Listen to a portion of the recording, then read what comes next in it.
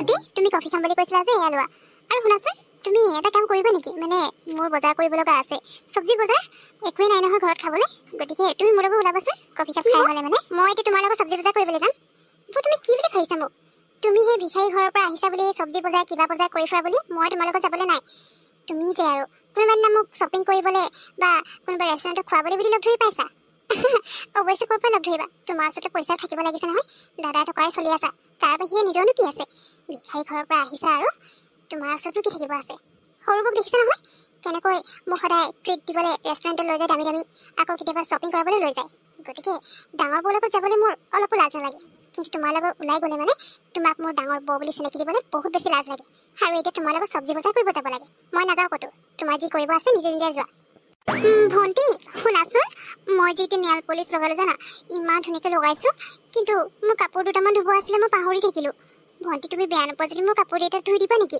তুমি সেইকেইটা ধোৱাৰ পিছত আমি দুইজনী শ্বপিং কৰিবলৈ যাম তুমি আজি মোৰ পৰা কি লাগে শ্বপিং কৰি ল'বা বুজিলা কিন্তু সেইকেইটা ধুলে মানে এতিয়া মোৰ নেল পলিচ আঁতৰি যাব ভণ্টি প্লিজ ধুই দিবা নেকি তুমি মোক শ্বপিং কৰিবলৈ লৈ যাবা ৱাও বৌ তুমি যে চবতকৈ বেষ্ট হয় ডাঙৰ বৌয়ে মোক এতিয়া চব্জি বজাৰ কৰিবলৈ লগ ধৰিছিলে আজিলৈকেতো শ্বপিং কৰিবলৈ বলা বুলি কৈ পোৱাই নাই আৰু ক'ৰ পৰা নক'ব দাদা টকাৰহে চলি থাকে এতিয়া মোক যেনিবা শ্বপিং কৰিবলৈ লৈ গ'লেই দাদা টকাহে খৰচ হ'ব সেইকাৰণে এই ডাঙৰ বৌৰ লগত মোক ক'তো যাব মন নাযায় তুমি এতিয়া মোক শ্বপিং কৰিবলৈ লৈ যাবা কিয় নাযাম ন যাম আৰু ৰ'বা তোমাৰ কি কাপোৰ ধুব আছে মই ধুই দিম তুমি টেনশ্যন ল'ব নালাগে বৌ থেংক ইউ ছ' মাছ দেই আজি তুমি মোক শ্বপিং কৰোৱাৰ লগতে মোক ট্ৰিটো দিলা ইমান ধুনীয়া ধুনীয়া খানা খাবলৈ পালোঁ আজি বহুত ভাল লাগিলে তোমাৰ লগত গৈ সেই ডাঙৰ বৌজনীৰ লগত গ'লে মানে চব্জি বজাৰৰ বাহিৰে একোৱেই নহ'ল হয় মোকতো কিবা এটা কিনি দিয়াটো দূৰৰে কথা আৰু সেই বৌজনীৰ লগত যে মোৰ ক'তো যাবলৈও মন নাযায় লাজেই লাগে মানুহক চিনাকি দিবলৈ সেইজনী যে মোৰ ডাঙৰ বৌ হয় কেনেকুৱা ভিখাৰীজনী নিচিনাকৈ থাকিব আৰু আহিছেতো দুখীয়া ঘৰৰ পৰা আহে একো এটা লগত লৈ অহা নাই কিন্তু তোমাৰ কথাই বেলেগ বৌ তোমাৰ লগত মোৰ ক'ৰবালৈ যাবলৈ অকণমানো লাজ নালাগে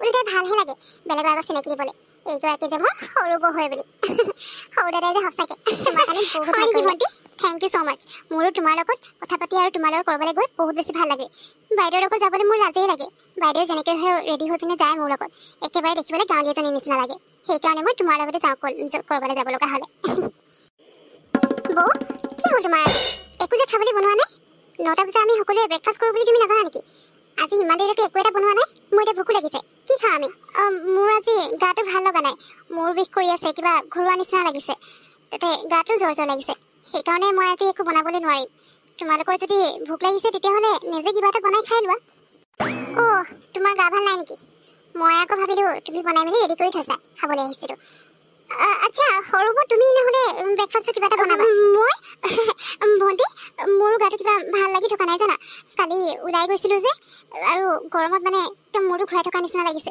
জ্বৰো উঠিছে অকণমান এতিয়া মই বাহিৰৰ পৰা অৰ্ডাৰ কৰি খানা মই আনিব পাৰিলোঁ হয় কিন্তু গা বেয়া হৈ থাকিলে আকৌ বাহিৰৰ যদি তেল দিয়া বস্তুবোৰ বেছিকৈ খাই দিওঁ গাটো বেছি বেয়া হ'ব যে সেইকাৰণে এতিয়া অৰ্ডাৰো দিব নোৱাৰিম ভণ্টি তুমি প্লিজ আজিৰ কাৰণে কিবা এটা বনাই লোৱা খাবলৈ মোকো বনাই দিবা মোৰ যে গাটো ভাল হোৱা হ'লে মই নিশ্চয় বনালোঁ হয় কি বৌ তোমাৰো গাটো বেয়া লাগিছে অ' তেতিয়াহ'লে নালাগে বৌ গা বেয়া হ'লে মানে বাহিৰৰ সেই তেল দিয়া বস্তুবোৰ খালে বেছি গা বেয়া হ'ব ঠিকেই কৈছা তুমি হ'ব দিয়া বৌ তোমাৰ আৰু মোৰ কাৰণে খাবলৈ মই কিবা এটা বনাই লওঁ দাদাহঁতো অফিচলৈ গুচি গ'ল সিহঁতে কেণ্টিনতে খাই ল'ব গতিকে এতিয়া আমি দুজনীহে বাকী আছোঁ বাকী ডাঙৰ বৌ তোমাৰ গা বেয়া হৈছে এতিয়া তুমি নিজৰ মতে কি খাবলৈ আছে নিজে বনাই মেলি খাবা তোমাৰ কাৰণে মই একো বনাব নোৱাৰোঁ সৰু বৌ ৰ'বা তুমি গৈ পিনে ৰেষ্ট কৰাই যোৱা তোমাৰ আৰু মোৰ কাৰণে খাবলৈ স্পেচিয়েল কিবা এটা বনাই দিবা অ' থেংক ইউ ছ' মাছ ভণ্টি সেইকাৰণে মই তোমাক ইমান মৰম কৰি ইমান বেছি ভাল পাওঁ তুমি মোক কেতিয়াও না বুলি নোকোৱা কিবা হেল্প বিচাৰিলে লগালগ কৰি দিয়া থেংক ইউ ছ' মাছ ভণ্টি ঠিক আছে হ'ব দিয়া মই গৈ আৰাম কৰোঁগৈ তুমি সোনকালে বনাই লৈ আহা দেই মোৰো মানে ভোক লাগিছে মই দুখীয়া ঘৰৰ পৰা অহা কাৰণে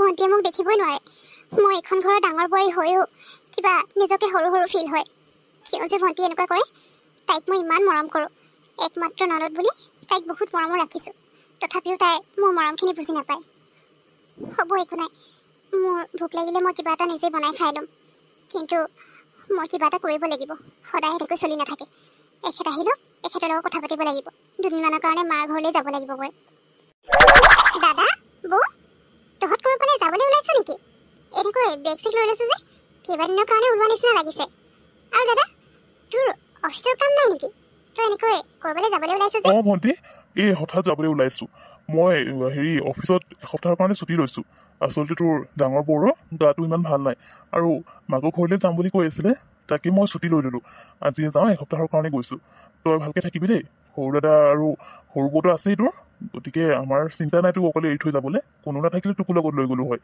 এতিয়া খালি লগতে নাযাওঁ আৰু। ঠিক আছে হ'ব, আমি গৈ থাকোঁ দেই, তই থাকিবি ভালকে। দাদা বহুত এসপ্তাহৰ কাৰণে গৈছে, কিন্তু এই এসপ্তাহৰ কাৰণে গৈছে যদি ঘৰত খানা কোনে বনাব? মইতো ইমান গৰমত বনাবলৈ নাই পাই। মোৰ মৰমৰ সৰু বৌ আছে নহয়, ভালেই হ'ল অৱশ্যে ডাঙৰ বৌজনী ঘৰলৈ গুচি গ'ল। এজনী ইয়াত থাকিলে মানে মোৰ কিবা অশান্তিহে লাগি থাকে কাণ্ডবোৰ দেখি থাকিলে। এতিয়া অন্তত এসপ্তাহৰ কাৰণে শান্তিকে থাকিবলৈ পাম। সৰু বৌৰ লগত ইফাল সিফাল যাবও পাৰিম এতিয়া শান্তিকে। আৰু সৰু বৌ আছে যদি মইনো কিয় চিন্তা কৰিব লাগিছে? ডাঙৰ বৌ নাই যেতিয়া সৰু বৌয়ে মোক টেষ্টি খানা বনাই খুৱাব নহয়। মৰমৰ একমাত্ৰ ননদ বুলিবলৈ ময়ে আছো, গতিকে মোক আৰু ৰঘুলে ৰাখিবনে? মই নবনালেও অৰ্ডাৰ কৰি খানা আনিব, একো চিন্তা নাই।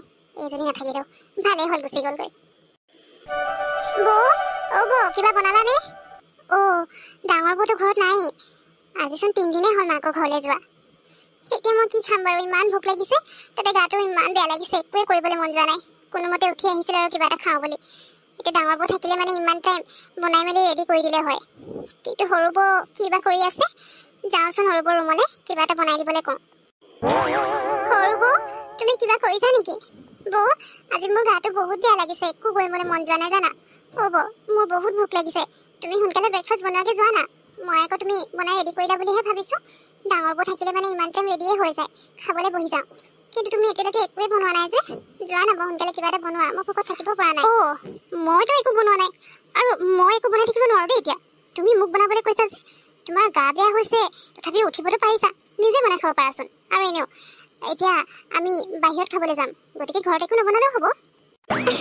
কি বৌ, আমি তাৰমানে বাহিৰত খাবলৈ যাম? সেইটোতো আৰু ভাল কথা। ঠিক আছে হ'ব দিয়া, মই তেতিয়াহ'লে ৰেডি হওঁগে দেই। মই এনেও জানো ডাঙৰ বৌ নাথাকিলে কি হ'ব, তুমি মোৰ কাৰণে কিবা এটাতো কৰিবা, নিজে নবনালেও মোক বাহিৰত খুৱাবলৈ লৈ যাবা। সেইটো মই জানিছিলোৱে, তোমাৰ মৰমৰ একমাত্ৰ ননদ বুলি ক'বলৈ মইহে আছো, আৰু তুমি মোক বহুত মৰম কৰা সেইটো জানো। কেতিয়া তুমি মোক আমি মানে মই তোমাৰ কথা কোৱা নাই, মই তোমাৰ দাদাৰ লগত যাম। আজি বাহিৰতে খোৱাৰ কথা আছে আমি দুজনে, গতিকে তুমি দেৰি হ'ব নালাগে। তোমাৰ কিবা খাবলৈ মন গৈছে ঘৰতে বনাই খোৱা, তুমি আকৌ আমাৰ মাজত কিয় যাব লাগিছে? আজি তোমাক আমি লগত লৈ নাযাওঁ, আমি দুজনে যাম।